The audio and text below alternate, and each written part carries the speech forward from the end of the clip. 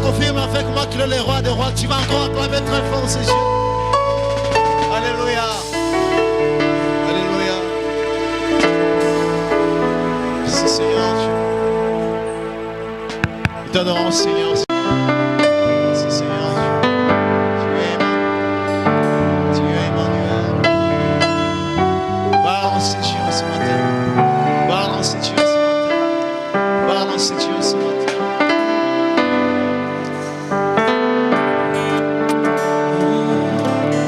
Je te prie, je te cherche, je te veux, roi de mon cœur. Je t'adore, je te célèbre, roi de mon cœur. Je te prie, je te loue, je t'adore. Je te célèbre, roi de mon cœur. Je te loue, je t'adore, je te célèbre, roi de mon cœur. Je te loue, je t'adore, je célèbre ton nom. Je te célèbre, roi de mon cœur. Je te loue, je t'adore Seigneur. Je te célèbre, oh mon Dieu, roi de mon cœur. Je te loue Seigneur. Nous te louons ce matin Jésus. Nous te célébrons ce matin.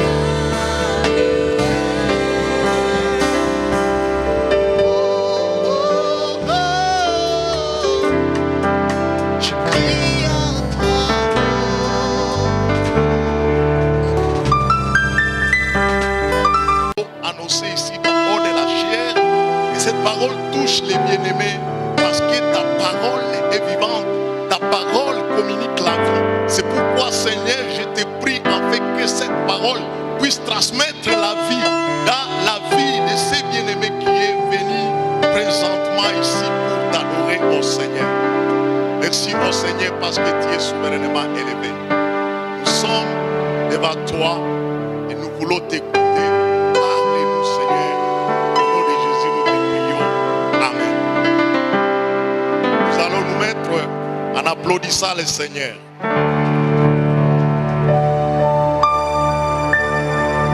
Shalom, peuple du Seigneur. Oui, je suis dans la joie de me tenir devant vous ce matin afin de parler de la part de notre Dieu. Et je vous aime tous. C'est pourquoi je vous dis shalom et que la paix de Dieu soit avec vous. Livre de 1 Roi, chapitre 19. La parole de Dieu nous dit ce qui suit en Achab, rapportant à Jézabel tout ce qu'avait dit Élie, tout ce qu'avait fait Élie, et comment il avait tué par l'épée tous les prophètes. Jézabel, envoyant un messager à Élie pour lui dire que le Dieu me traite dans toute leur rigueur si demain à cette heure je ne fais de ta vie ce que tu en fais de la vie de chacun d'eux. Élie voya cela se levant et s'en alla pour sauver sa vie. Il arrivant à Beersheba qui appartient à Juda et il laissant son serviteur. Pour lui, il alla dans le désert où, après une journée de marche, il s'assit sous un genêt et demanda la mort en disant, c'est ainsi. Maintenant, Éternel, prends mon âme, car je ne suis pas meilleur que mes pères. Il se couchant et s'endormit sous un genêt, et voici un ange le touchant et lui dit, lève-toi, mange, et regarde. Et il regarda et il y avait à son chevet un gâteau cuit sur les pierres chauffées et une cruche d'eau. Il mangea et but, puis se recoucha. L'ange de l'Éternel vint une seconde fois, le toucha et dit, lève-toi, mange, car le chemin est trop long pour toi. Il se levant, mangea et but, et avec la force que lui donna cette nourriture, il marcha 40 jours et 40 nuits jusqu'à la montagne de Dieu à Horeb. Matthieu chapitre 26, verset 36 jusqu'au 38e verset. La parole de Dieu nous dit ce qui suit. Là-dessus, Jésus alla avec eux dans un lieu appelé Gethsemane et dit aux disciples, asseyez-vous ici pendant que je m'éloignerai pour prier. Puis, avec lui, Pierre et les deux fils de Zébédée, et ils commençant à éprouver de la tristesse et à des angoisses. Il leur dit alors, mon âme est triste jusqu'à la mort, restez ici et veillez avec moi. Afin, nous lisons Timothée, chapitre 3, verset 10 au 12e verset. Pour toi, tu as suivi de près mon enseignement, ma conduite, mes sujets, mes projets, ma foi, ma douceur, mon amour, ma constance, mes persécutions, mes souffrances. À quelle souffrance n'ai-je pas été exposé à Antioche, à Icône, à Lystre? Quelle persécution n'ai-je pas à supporter? Et le Seigneur m'a délivré de toutes. Or, tous ceux qui veulent vivre pieusement en Jésus-Christ seront persécutés. Parole du Seigneur. Amen. Bien-aimés, ce matin, nous sommes dans la joie de vous présenter le thème intitulé « Être découragé sur les plans physiques, mais aussi sur les plans spirituels ». Bien-aimés, à partir de cet exposé ici, nous voulons donner dans l'introduction certains défis que nous connaissons dans ce monde. Nous allons donner aussi l'objectif de donner cet enseignement ici. Et nous allons définir à quelques mots qu'est-ce que le découragement. Et nous allons donner les signes de découragement ou bien d'abattement. Mais aussi, nous allons terminer par le dernier point qui sera notre application, ce qu'il faut savoir et ce qu'il faut faire au moment du découragement. Bien-aimés, la vie que nous menons sur cette heure nous pousse au découragement. Nous sommes environnés des problèmes dans plusieurs aspects de la vie. Et personne, sur cette heure, ne peut dire que moi, je ne connais pas de problèmes. Ou bien devant moi, il n'y a pas de défis. Moi, je ne connais pas de défis. Sinon, nous allons dire que vous êtes un menteur. Bien-aimés, si nous considérons notre pays, il y a des défis que nous voyons dans les pays. Et comme le texte vous est projeté, vous pouvez lire. Mais dans les pays, il y a des défis que nous voyons. Depuis plusieurs années, presque plus d'un quart de siècle, le Congo, nous connaissons des moments difficiles. Et ces derniers temps, il y a 6 ans, 7 ans, nous avons connu qu'on peut égorger une personne. Quelque chose que nous n'avons pas connu dans l'histoire de notre pays, mais à côté de nous, pas loin de nous, à quelques kilomètres, on tue les gens, on décapite les gens comme une bête, comme une chèvre. On peut se demander, est-ce que ces gens qui font ceci sont des humains? Heureusement, que jour, aussi quand la mort viendra à leur tour, ils mourront. Parce que personne ne peut résister devant la mort. Dans notre pays, nous avons entendu qu'il y a des kidnappings. Ça, c'était un mot colisé dans les dictionnaires. Kidnapping, c'était quoi? Mais cela est arrivé ici. Viol n'a pardon plus. Nos champs sont envahis par les ennemis. Et tout cela nous arrive dans notre pays. Il y a des déplacés de guerre et autres dans notre pays. Dans la famille, il y a des choses qui se font, qui se pensent. Choses qui se font dans la famille, qui se pensent dans les différentes familles. Il y a les enfants qui s'opposent à leurs parents. Il y a les enfants, au lieu de se laisser être conduits par les enfants, mais ils dérangent les enfants à cause de l'incrédulité du cœur. Et aujourd'hui, les parents ne savent plus tenir face aux enfants. Imagine, vous êtes un père, vous êtes une mère, vous avez donné naissance à un enfant et cet enfant se tourne contre vous. Cela amène le découragement. Cela gêne. Si nous pouvons quitter la famille, si nous entrons dans la société, nous observons beaucoup de défis, beaucoup de difficultés, beaucoup de problèmes qui peuvent apparaître devant nous et qui nous accablent. Vous terminez les études, vous êtes licencié dans tel domaine, vous êtes gradué dans tel domaine, mais vous chômez. Ça fait du mal. Dans la société, on peut voir les gens qui sont des locataires.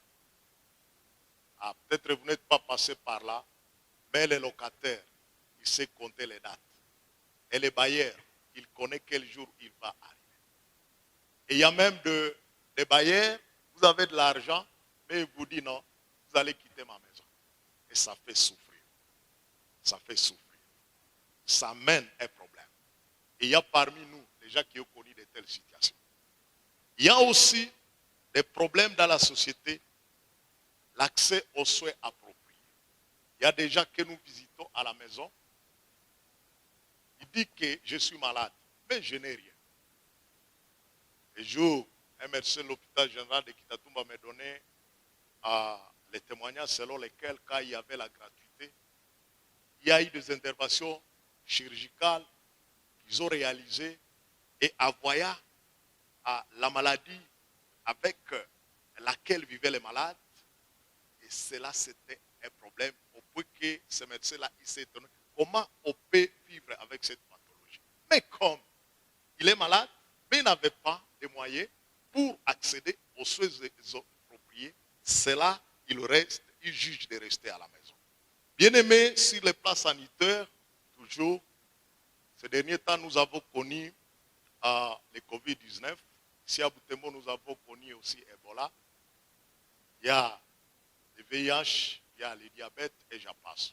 Mais par rapport au Covid-19, bien aimés, nous qui avons étudié un peu de santé, dans les cours de santé publique, on nous a enseigné qu'il y a une pandémie, une maladie qui peut prendre à les continents, à tous les continents. Et on se disait, ça c'est quoi? On n'avait jamais vécu une telle situation. Et c'était comme la théorie. Mais à notre période, nous avons vécu cela et nous sommes en train de vivre une catastrophe sanitaire dans le monde entier. Il y a les gens qui ont semblé maîtriser le monde, mais aujourd'hui, un petit virus les malmène. Et cela amène des difficultés. Ça sont des défis. J'étais en train de suivre un prêtre de la race blanche. Il était en train de dire, un petit virus nous malmène. Nous qui avions déjà maîtrisé, contrôlé le monde entier. Mais un petit virus nous malmène. Et il était en train de dire à ses frères qui les suivaient, il dit, mais malheureusement, nous n'avons pas honte. Il disait que nous nous sommes mis à la place de Dieu. Et le Seigneur, il est en train de nous confondre avec ces petits virus. Mais nous n'avons pas honte et nous ne revenons pas honte. Bien-aimés, il y a des défis qui sont devant nous. Et si nous pouvons voir aussi sur le plan moral ce qui se passe autour de nous, il y a des problèmes qui se passent autour de nous, les péchés. Quand on voit les péchés se vivre dans la société, et quand on voit par exemple quelqu'un commettre les péchés, et on se dit, est-ce que celui-ci, comment il peut agir de la sorte? Et tout cela peut nous décourager d'une manière ou d'une autre. Bien aimé, chacun de nous, il peut avoir ses propres défis. Mais, à partir de cet enseignement ici, s'il y a les découragements physiques, s'il y a les découragements spirituels, nous allons découvrir à partir de cet enseignement ici, qu'est-ce que nous pouvons faire et comment s'y tenir. Bien aimé, ça c'est un enseignement que l'ECC a proposé pour les chrétiens de la vie de Butembo. Et le but de cet enseignement ici, c'est d'encourager, aider les croyants à avoir une foi ferme à Dieu et à Jésus-Christ pour tenir dans la vie chrétienne malgré les difficultés. C'est que les responsables de l'Église désirent de vous et ce que nous attendons voir de vous. Et que quand vous traversez des moments difficiles, que nous voyons que vous êtes ferme dans votre foi chrétienne. Et c'est ce que nous voulons attendre. Et c'est ce que Dieu attend de vous. C'est vrai que chacun, il a une montagne qui peut se tenir devant lui. Il a un chemin rocaillé. Il a un chemin où il y a des cailloux. Il a des problèmes. Mais ce que Dieu attend de vous est de vous voir rester, tenir ferme dans votre foi. Nous venons de lire 3 passages bibliques. Nous allons rentrer à notre passage que nous avons lu en 1 Roi chapitre 19. Et là, c'est l'histoire d'Élie. Élie, il est un serviteur de Dieu, un serviteur qui a opéré des miracles. Un serviteur qui a influencé son monde à son époque. Parce que quand nous lisons le 18e verset, il vit dans un monde idolâtre. Un monde où on adore les dieux Baal. Un monde où on adore les dieux Astarté. Et Élie, en tant que serviteur de Dieu, il se dit quand même, pourquoi les gens vont vers les Baal? Pourquoi les gens vont vers les Astartés? Au moment où il y a un Dieu d'Israël, un Dieu qui opère des miracles. Et ici, Élie, au 18e chapitre, il dit non, non, nous devons faire la démonstration. Et cette démonstration, nous allons aller à la montagne de Carmel. Au mont Carmel, c'est là où nous allons faire la démonstration pour voir qui est le Dieu capable. Le Dieu qui peut donner les faits pour consommer l'Holocauste. Ils sont allés là-bas. Les serviteurs, les prophètes de Baal, ils ont construit leur hôtel. Et ils ont mis sur l'autel les sacrifices. Il a fallu, pour démontrer si Baal, il est le Dieu qu'il faut adorer, il faut qu'il évoque du haut des cieux et que les feux tombent du haut des cieux pour consommer ses sacrifices. Et si c'est Yahweh, les dieux d'Israël, il faut qu'Élie, son serviteur, quand il va évoquer les feux, et les feux va descendre pour consommer les sacrifices. Et cette démonstration-là a prouvé que c'était les dieux d'Israël qui étaient les dieux qu'il faut adorer. Malheureusement, après cette démonstration, il y a une femme qui se nomme Jézabel. Et Jézabel, elle est l'épouse du roi Akab. Elle a appris cela. Elle dit, écoutez Jézabel, on a fait tuer, Élie a fait tuer, il a fait décapiter tes prophètes. Mais aussi, les temples où il y avait vos divinités, toutes vos divinités ont été détruites.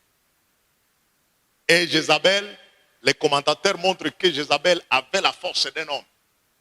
Elle s'est dit, les serviteurs là, cet homme-là, elle doit me voir.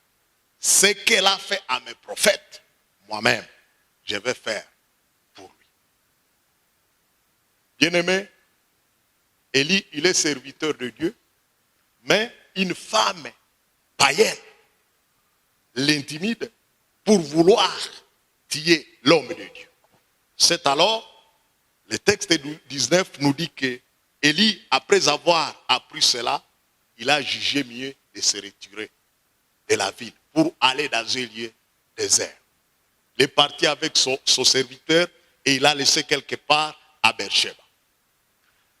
Bien-aimé, ça c'est un moment de découragement qui arrive dans la vie d'Élie, qui est le serviteur de Dieu. Et bien-aimé, quand on est découragé, si nous pouvons dire, qu'est-ce que le découragement? Le découragement, c'est sentir dans son être une faiblesse physique et je dirais intellectuelle et même spirituelle. Quand on est découragé, c'est tout l'être qui est abattu. C'est tout l'être qui est à problème. Que ce soit les physiques, les corps, que ce soit même l'âme, là c'est sur le plan émotionnel, que ce soit même sur les plans, l'esprit, le cœur, là on est découragé. Et même, c'est facile de découvrir en route quelqu'un qui est à problème. Quelquefois, nous les découvrons, vous dites non, à voyage ces frères ici, on se connaît. Si vous vivez ensemble, vous pouvez dire non, ce frère ici, il n'est pas dans son bain. C'est peut-être à lui ayant un découragement. Le découragement, c'est être découragé ou abattu, c'est se sentir dans un abattement après l'accomplissement d'un grand travail. C'est la perte que je peux appeler la perte de performance. Bien aimé, il y a quelqu'un qui peut travailler, comme chez nous les pasteurs, et qui travaille à un certain moment. Vous savez, notre statut, notre règlement dit à l'âge de 65 ans, il faut être retraité. Ou on est allé jusqu'à 70 ans, on peut vous retraiter. Bien aimé,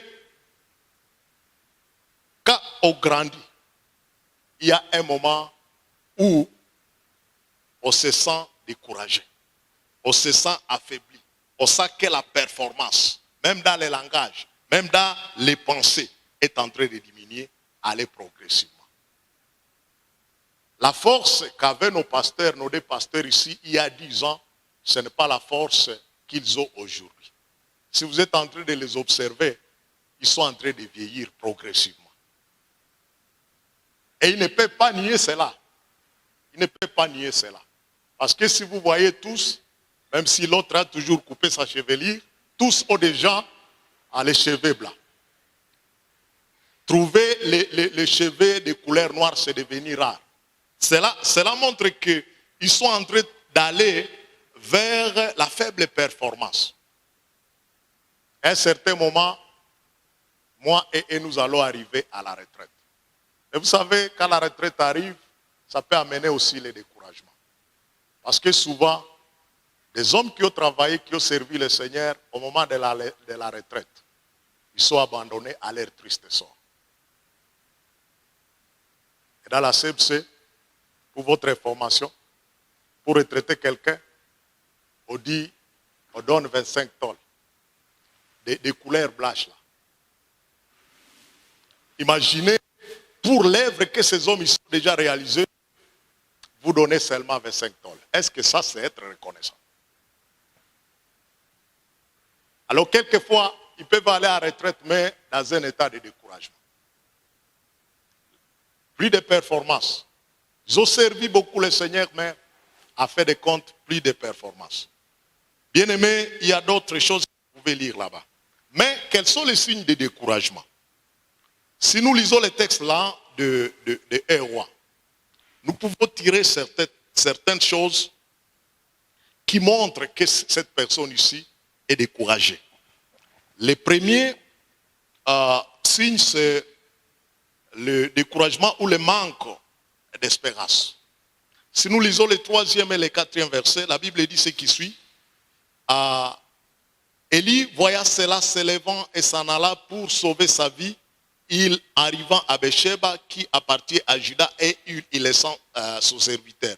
Pour lui, il alla dans le désert où, après une journée de marche, il s'assit sous un genêt et demanda la mort en disant, c'est assez, maintenant l'Éternel prend mon âme, car je ne suis pas meilleur que mes parents.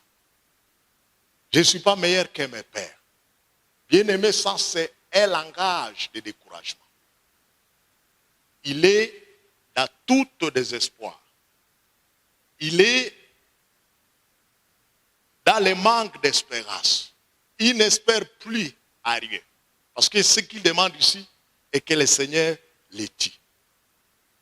Un autre signe de découragement, c'est ce que nous voyons au 4e verset, car la Bible montre que Élie, il s'est enfui, il est allé, il s'en alla pour sauver sa vie. Les gens qui sont découragés, ils ont la tendance de fuir. Ou, on peut dire, ils ont la tendance de démissionner.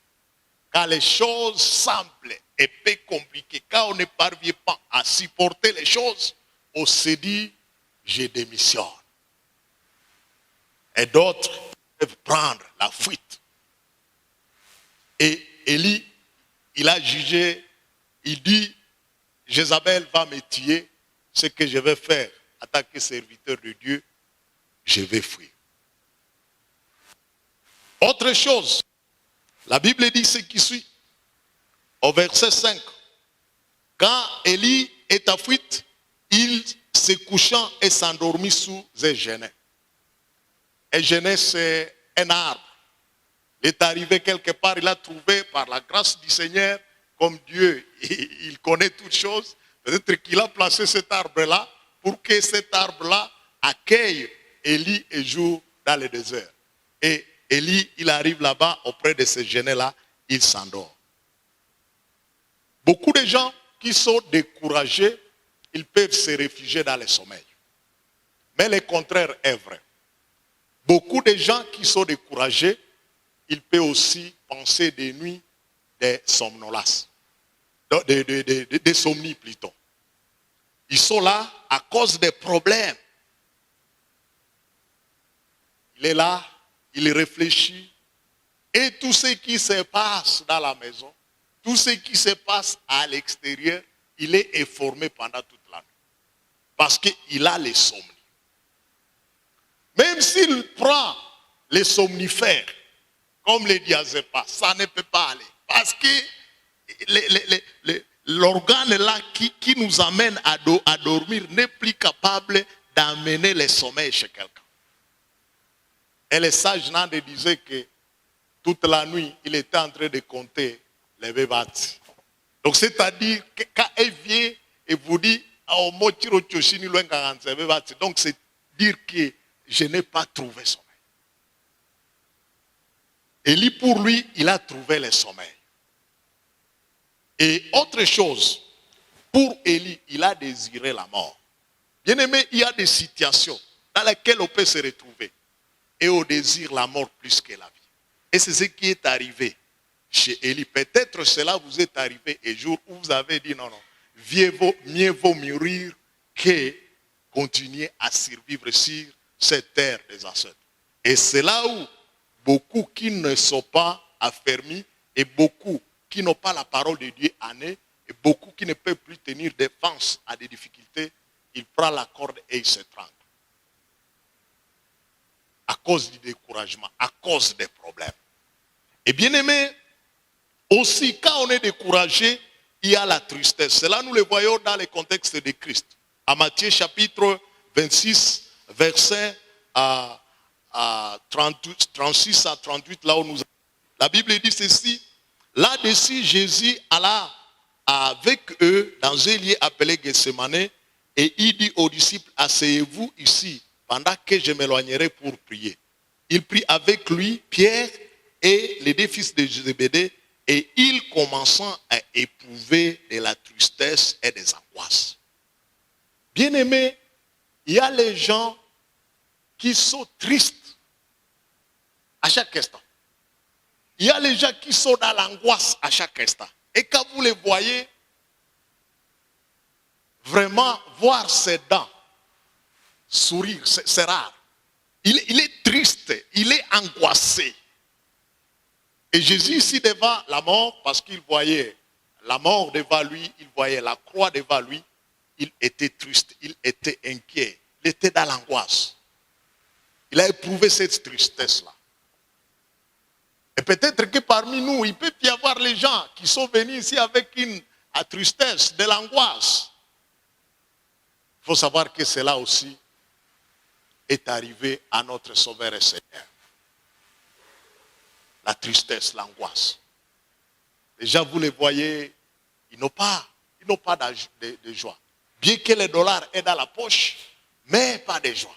Vous savez que les dollars ne peuvent pas donner la joie. Non. Même s'il y en a, quand il y a un problème qui l'accable, avec des dollars, vous les voyez tristes.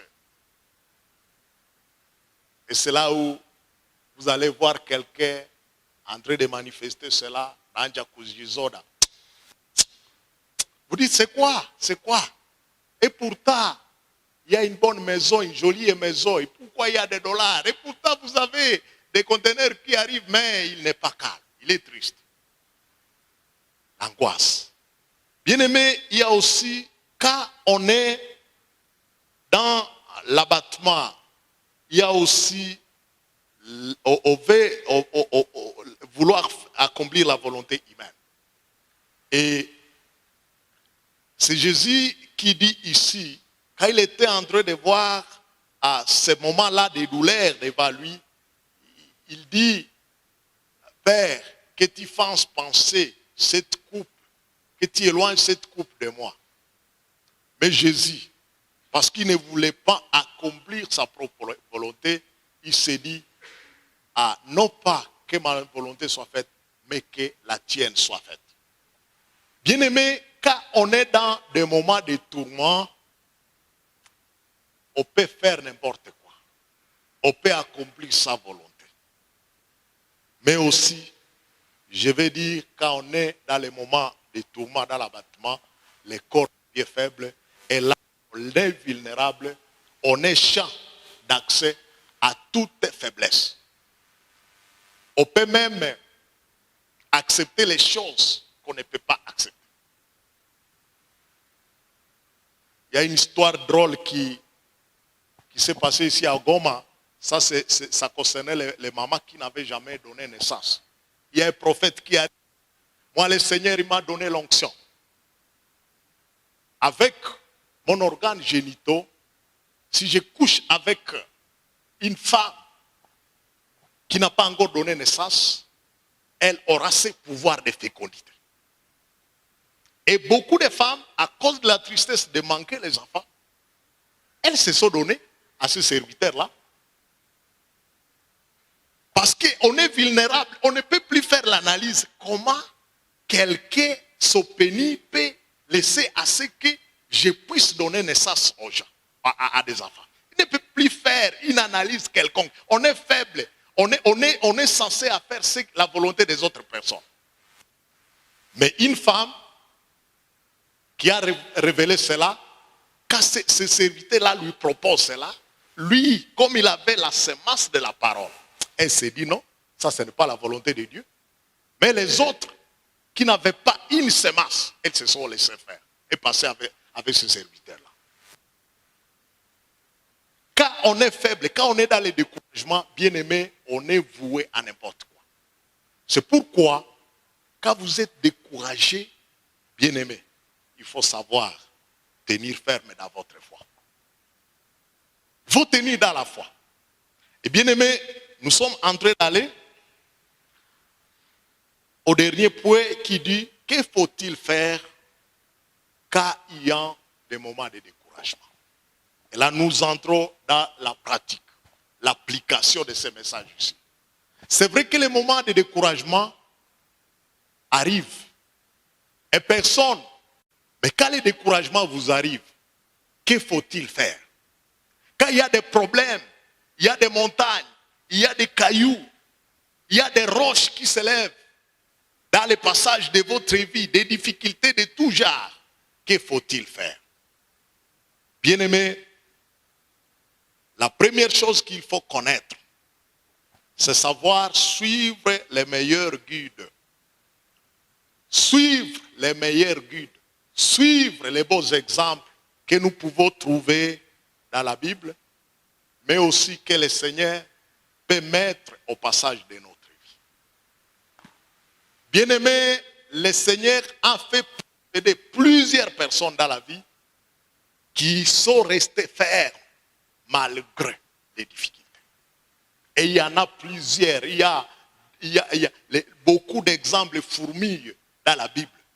Et même beaucoup d'exemples fourmillent dans notre vie.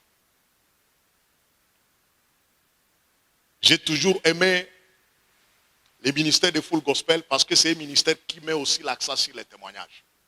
Quand un frère témoigne, peut-être il peut témoigner quelque chose dans la situation dans laquelle vous vous retrouvez. Et à partir de ce témoignage-là, vous pouvez vous affermir, vous pouvez vous encourager. Et bien aimé, je vais vous encourager au témoignage. S'il y a le Seigneur qui fait quelque chose dans votre vie, il ne faut pas manquer à témoigner cela. Parce que par ce témoignage-là, vous pouvez sauver une âme. Vous pouvez sauver une âme. Et bien aimé, nous devons suivre les meilleurs guides. Paul a dit ce qui suit à Timothée, là où nous avons lu. Il dit ceci, pour toi, tu as suivi de près mon enseignement, ma conduite, mes projets, ma foi, ma douceur, mon amour, ma confiance, mes persécutions, mes souffrances. Il est en train d'affermir Timothée, son fils, dans la foi. Il dit, tu as suivi de près mon exemple. Mon enseignement, tu as suivi ma conduite. Tu as vu combien de fois j'ai été exposé à la souffrance à Antioche, à Lystre. Tu as vu ce que j'ai connu. Et tu dois suivre mon exemple. Bien-aimé, il y a des exemples qui peuvent nous inspirer dans la Bible.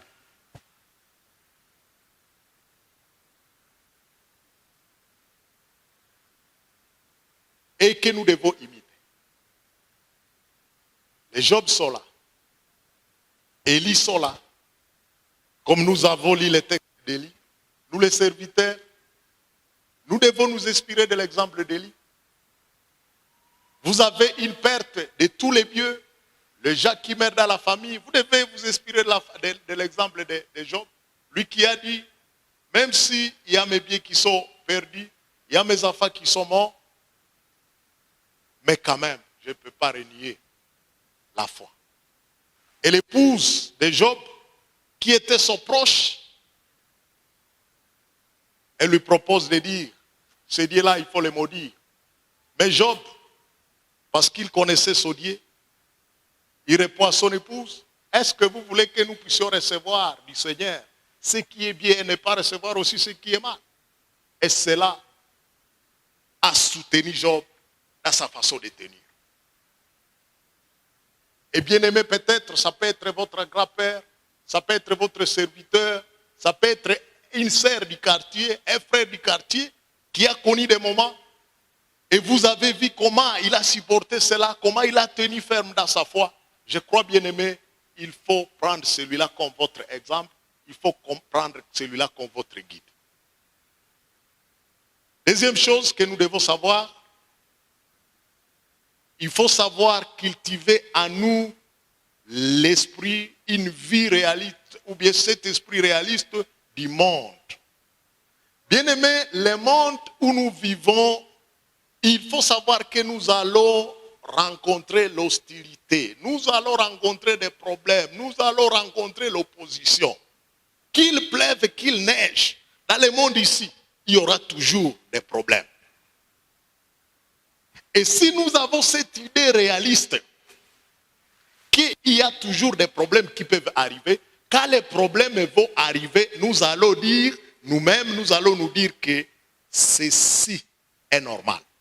C'est ce que Paul dit à Timothée en disant, oh, tous ceux qui veulent vivre pieusement en Jésus-Christ seront persécutés.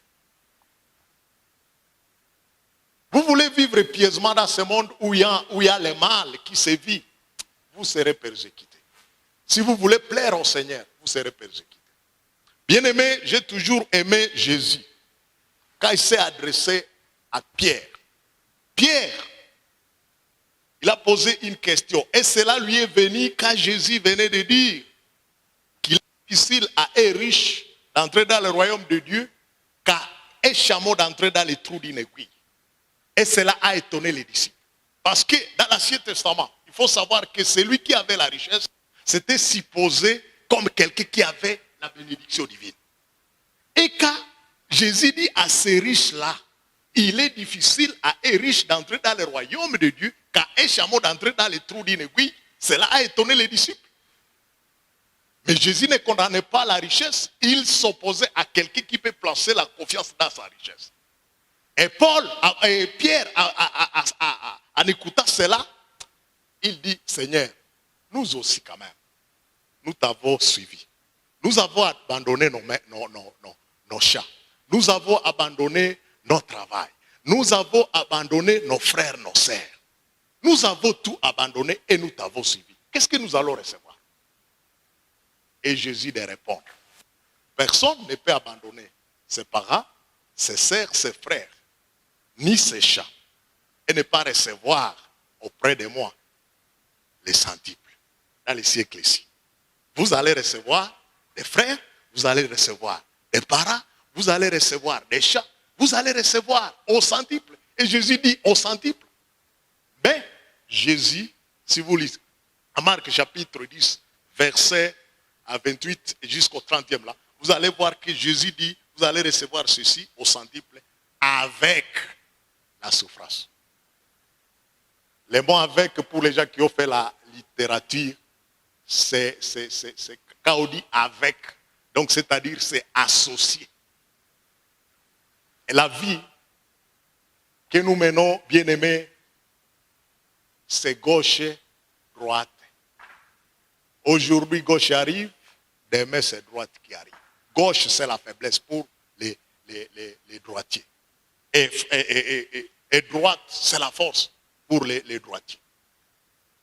Il y a toujours gauche, droite. Et malheureusement, on ne sait pas quand gauche va arriver, quand droite va arriver. Ça arrive. Peut-être que vous êtes ici, venus ici au temple avec droite. Vous pouvez adorer. Mais en sortant d'ici, vous pouvez rencontrer gauche. Mais ce que nous voulons voir de vous et de tenir ferme dans votre foi. Même si gauche arrive. Vous voyez, c'est gauche qui nous perturbe. C'est gauche souvent qui nous perturbe. Si c'était droite, les gens souhaiteraient même qu'on vive longtemps ici sur terre. Si c'était la force, la naissance d'un enfant, le mariage d'un enfant, l'achat de voitures, dernier cri, des vestes, on dirait non, on peut nous laisser ici. Mais quand gauche arrive, nous disons Seigneur, viens nous prendre. Ça, c'est assez. Maintenant, quand gauche arrive, nous vous encourageons de tenir ferme. Et je ne sais pas quand viendra votre gauche. Ou bien peut-être que pour le moment, vous êtes dans gauche. Vous êtes dans gauche. Mais il faut tenir ferme. Le Seigneur est là. Il est là. Autre chose que nous devons savoir, bien-aimés, c'est appuyons-nous sur la parole de Dieu. Bien-aimés, la valeur de la parole dans la vie du croyant, très nécessaire. Un croyant qui n'a pas à lui la parole de Dieu, il est vulnérable. Il est vulnérable à tout mouvement. Et c'est ce qui fait même les gens qui vont des chambres à prière, de prière à chambre de prière. Je me dis que ces gens-là n'ont pas la parole en eux. Vous êtes venu auprès du révérend Kalipi, il prie pour vous. Il vous encourage de tenir ferme. Vous dites non, celui-ci ne m'a pas aidé. Je vais aller chez pasteur fidèle. Pasteur fidèle vous donne aussi des versets. Vous dites non, celui-ci aussi n'a pas aidé. Ah, vous dites non, MGL est là, il n'y a pas d'onction. Je vais quitter. Je vais aller dans une chambre de prière, quelque part. Vous allez là-bas. Aussi, ça n'était pas. Vous allez quitter là-bas, au point que, en allant, vous serez quelque part blessé. Et vous savez, quand vous êtes blessé là-bas, qui vous récupère? C'est encore les hommes de Dieu ici. Vous savez, les mercenaires sont là. Et ils peuvent vous dire, pour prier pour vous, quand vous avez le sujet d'avoir un enfant, là, il faut donner $200. Cette requête-là demande $200. Mais moi, je vais prier pour vous, ça demande même un sou. Je vais prier. Mais celui-là, il va vous donner $200. Bon, vous allez donner, quand vous avez l'argent, vous donnez $200. Mais la femme ne vient pas. L'autre, il va venir de quelque part, quand vous aimez surtout les orateurs qui viennent de loin. Vous, les chrétiens, vous êtes mauvais aussi. Vous aimez les orateurs qui nous viennent de très loin. Il arrive, vous lui expliquez. Il prie pour vous. Vous passez et vous dites, continuez à nous soutenir dans la prière. J'ai aimé un jour, Afata, il a déclaré du haut du cher ici. Il a dit, vos pasteurs, ce sont ces gens ici. Moi, j'ai mes problèmes de mes fidèles à Kisangani. Si vous me donnez encore vos fardeaux, vous pensez que je vais me rappeler de cela. C'est nous qui prions pour vous, chers membres. Malheureusement, Jésus, j'ai toujours aimé Jésus. Jésus, quand il s'est retrouvé devant un tel défi, il a dit que Nabi Hakubali ou quoi. Nabi, vous voyez, quand Jésus doit dire cela, il dit les prophètes n'est pas accepté chez lui. Donc c'est-à-dire quoi? Même les gens de sa propre maison ne le croyaient pas. Alors quand j'ai lu ce verset-là, j'ai dit, ok, laissez les membres aller, Nabi Hakubali ou quoi. Et ça me console comme ça. Même si ces gens sont en train d'aller ailleurs, ils laissent l'onction ici pour poursuivre l'onction. Là où il n'y en a pas, Nabi Hakubali ou quoi. Et ça nous console. Mais bien aimés, nous devons avoir la parole de Dieu à nous. Qu'est-ce que tu as comme parole? Est-ce que vous avez des méditations personnelles dans votre vie? Ou bien vous lisez la parole quand nous sommes ici au temple? Chacun peut répondre facilement à cette question-là. Mais je vais vous dire qu'il faut avoir la discipline de lire la parole. L'ange qui est à Paris, Élie lui a dit, tu bois et tu vas manger. Parce que le trajet est encore devant toi. Et moi je peux dire aux membres de l'église polyglosse, mange et buvez. Parce qu'il y a encore un long parcours que nous devons effectuer. Nous avons chanté, il y a le chemin est rocaillé. Avec des roches. Il y a des cailloux.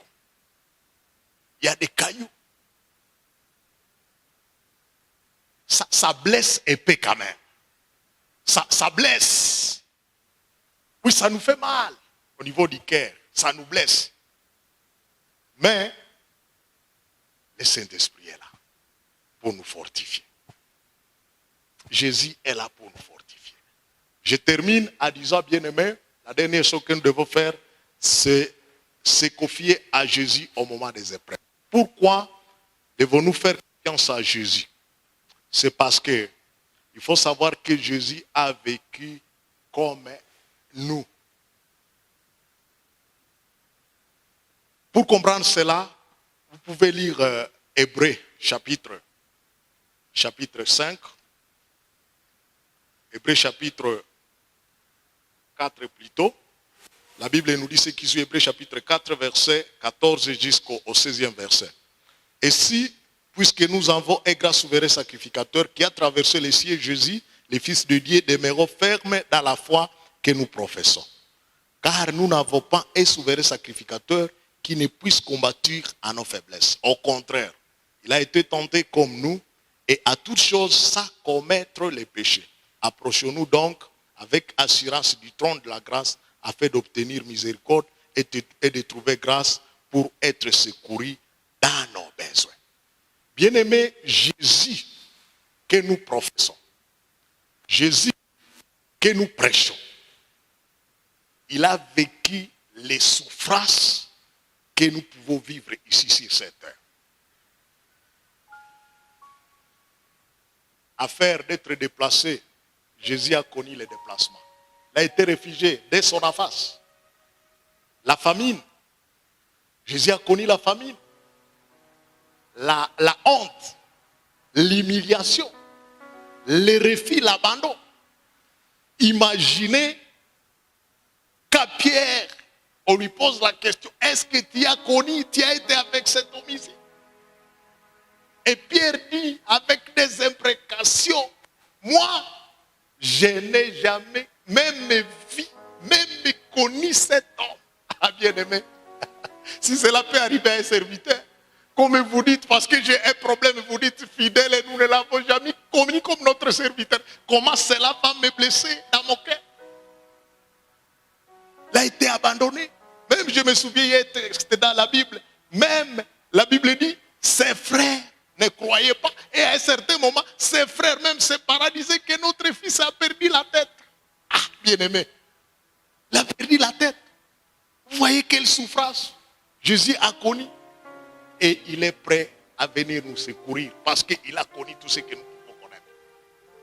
Jésus, un jour, il avait la famine, il arrive, il voit un arbre avec des herbes, des branches, il espérait avoir la nourriture là-dedans, mais il ne trouve pas de fruits.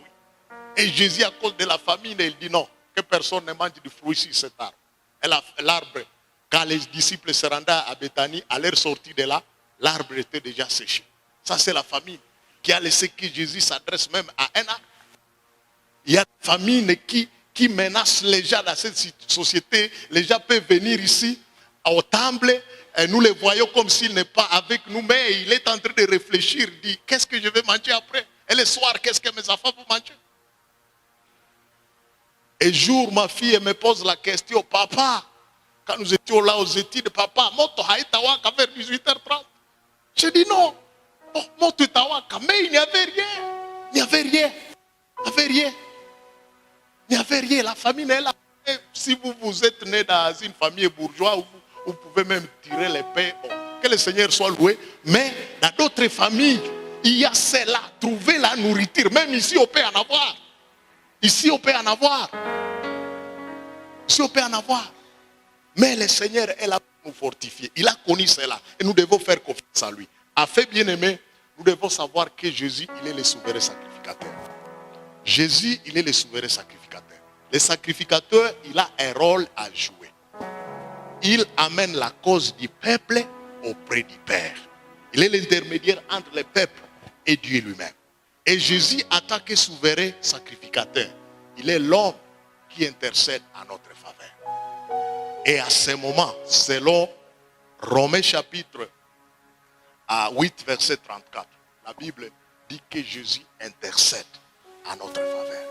Et je crois que vous devez savoir que même présentement, parce que c'est un ministère que Jésus est en train de faire, même jusqu'aujourd'hui, à ce moment. Peut-être que vous connaissez un moment difficile, il faut savoir qu'il y a Jésus qui intercède à votre faveur.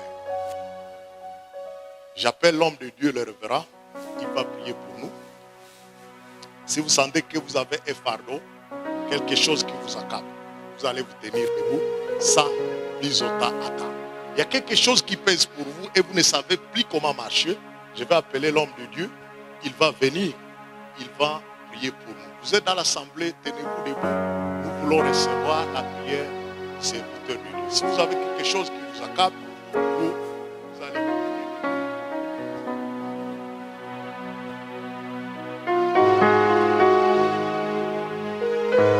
Seigneur notre Dieu, c'est devant toi que nous sommes venus ce jour célébrer ce culte. Un culte au cours duquel tu as parlé à ton peuple. Un culte au milieu duquel tu as fait venir tes enfants des quatre coins de cette ville. Merci parce que ton serviteur a transmis le message, ton serviteur a parlé en ton nom.